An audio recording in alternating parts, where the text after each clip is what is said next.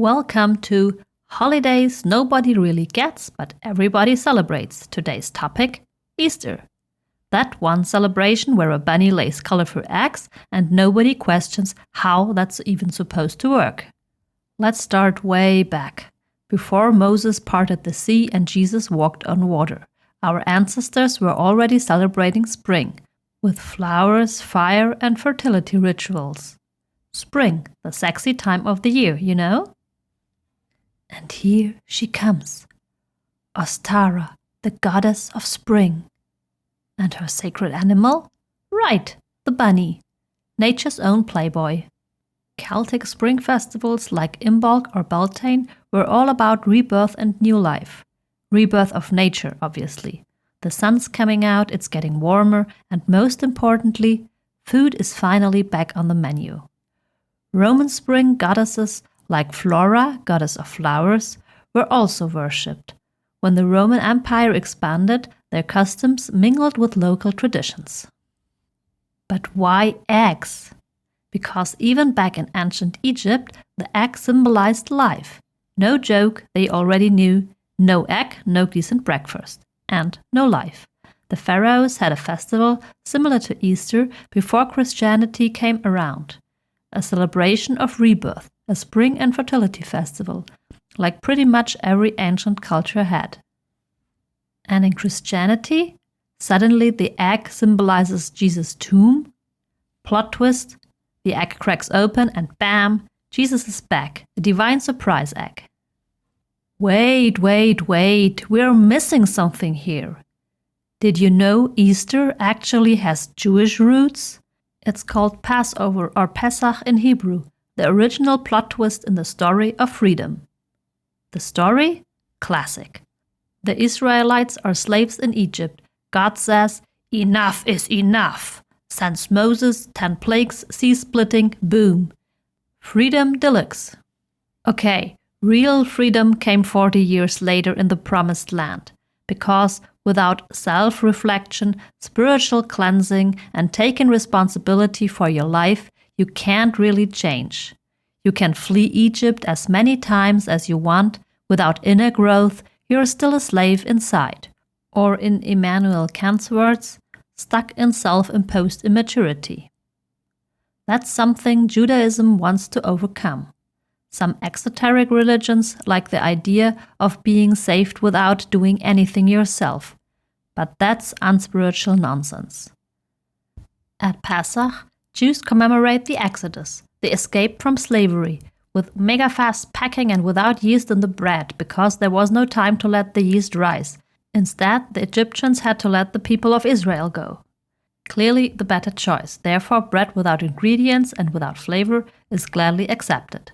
No leaven, no time. Probably the first documented case of bread to go.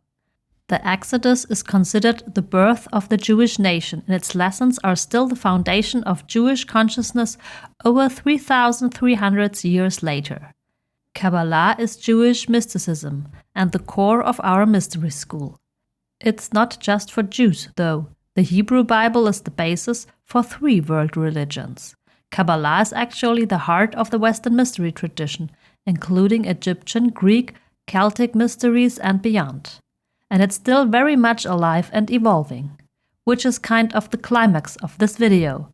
But it's not over yet. From now on, it goes sideways. We are about to take a turn and bring Jesus into the mix. And guess what his last meal with his disciples was? Right, a Pesach meal, with bread, wine, and some dark vibes, especially since Christians really wanted to distance themselves from Judaism and, well, blame the Jews for Jesus' death. Enter Judas. Pretty nasty and also not accurate, but that's another video entirely. It's also ironic for a religion all about loving your neighbor. Didn't Jesus say, take the plank out of your own eye before judging others? Nope, he didn't. I mean, maybe he said something like that, but the quote actually comes from Rabbi Tarfon. Just like many things Jesus is quoted on were just popular proverbs of this time. Anyway, from the Jewish Passover, which celebrates liberation, Christianity created Easter, a celebration of resurrection, hope, and a heavenly comeback. Instead of personal liberation and inner cleansing, Jesus now does the work for everyone. Maybe that's cool, maybe not. Either way, we gotta keep going. Back in the Middle Ages, it was all about fasting. Until Easter, no eggs. So they saved them, boiled them, and to tell old eggs from fresh ones, they colored them. Voila! Colorful Easter eggs. In early medieval times, Christians fasted before Easter. Only one meal a day and no alcohol, meat, eggs, milk, butter, or cheese.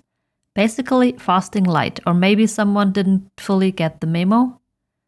By the mid-1500s, rules were relaxed. Only meat was banned. People ate fish, grains, and veggies. Before we jump to the 17th century, a quick look at the calendar. Since the Council of Nicaea, 325 AD, Easter is celebrated on the first Sunday after the first full moon after the spring equinox on March 21st. Which means wait for the spring full moon, then take the next Sunday, bam, that's Easter. Fun fact, the spring full moon is when Passover happens. So spiritually, Easter is kind of off. They look at the moon but don't understand its meaning. The full moon is a moment of peak power, but right after, that power fades. That's why in mystery traditions, you don't start important things right after the full moon. Pesach follows the Jewish calendar, of course. It's celebrated from the 15th to the 22nd of Nisan, or 21st in Israel, starting around the end of March. The Jewish calendar is lunisolar, based on the moon, but adjusted with leap month to keep the seasons aligned. So yeah, sometimes the Jewish year has 13 months. Makes sense though, sometimes the year has 13 full moons too. Accordingly, there can also be 13 new moons. The Jewish calendar is more precise in this regard and is based on a fixed date, whereas the date of Easter depends on the full moon and is therefore variable. And then the Easter Bunny appeared. A real original, first mentioned in Germany in the 1600s. They say if you're good, a bunny brings you eggs. Yep, makes no sense, but adorable, right? The egg hunt? A clever parent trick. Kid, go play in the garden, mom and dad need 5 minutes, boom, becomes a habit and then tradition. And when real eggs run out, cue the chocolate bunnies.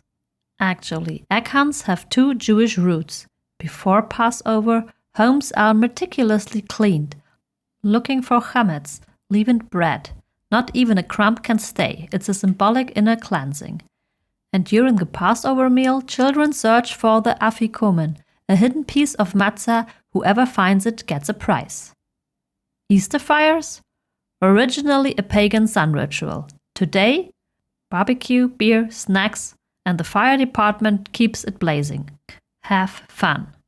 So, Christian Easter is a colorful mix of religion, mythology, and people with way too much free time in the Middle Ages.